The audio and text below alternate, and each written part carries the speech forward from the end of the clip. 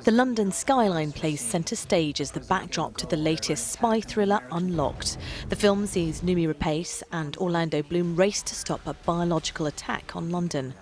Although filmed 2 years ago, recent events in the capital make it very topical. We all need to have that awareness and just be kind of vigilant of what the world that we live in today is. I think that, you know, dialogue and not living in fear is the key.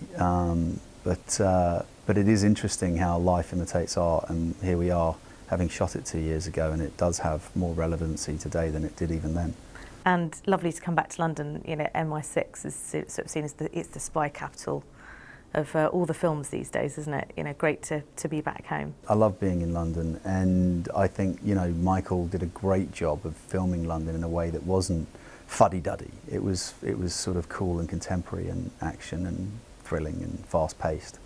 Orlando will be on the big screen again later this month in the latest instalment of Pirates of the Caribbean. That was fun, you know, and it was easy to say yes to. I only have I sort of bookend them at the beginning and end of the movie, and it's a throwback to the first film in terms of the style and the way that they shot it and the narrative. It's all very kind of in line with what the first film was, which I think the consensus is that was the favourite for many people. And it doesn't end there. Seemingly bitten by the spy thriller film bug, Orlando is even putting his hat in the ring to be the next James Bond.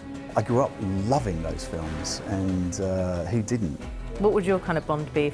I think, you know, a bit of that. A bit of that kind of very English, but like that sort of twinkle with the muscular dynamic, and you know, but who knows, they could do a woman. But it's clear that Hollywood doesn't come first for Orlando. It's 6-year-old son Flynn. I took a window of time over the last few years to really be present for my son and for my ex-partner, who we have a great relationship raising our son. And in recent times, she's settled in happy in a relationship, and I felt more readily available to really feel like I could leave to go to work. But it's hard. Sophie van Brugen, BBC London News.